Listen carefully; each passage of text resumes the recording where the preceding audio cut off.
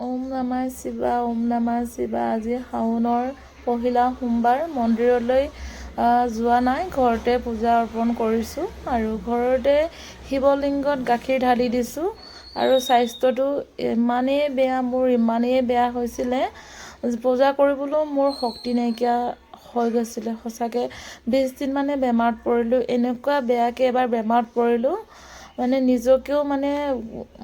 নিজকে জীয়াই আছোঁনে নাই ক'ব পৰা নাছিলোঁ, এনেকুৱা বেমাৰ হৈছিল।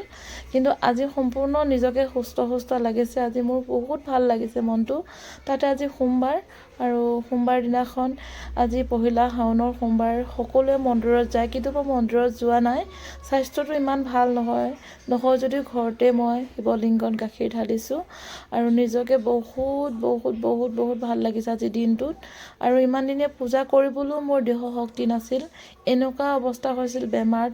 জীৱনত এনেকুৱা বেমাৰ এইবাৰ দৰে হোৱা নাই। এবাৰ বহুত বেমাৰে বহুত কষ্ট দিলে।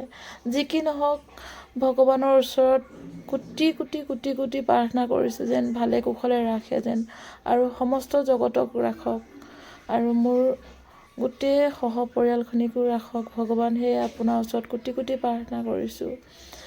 আৰু এয়া ঘৰতে ধূপ চাকি জ্বলাইছোঁ, যদিও মন্দিৰত যাব পৰা নাই। ঘৰৰ পৰাই ভগৱানক কোটি নমস্কাৰ কৰিছোঁ।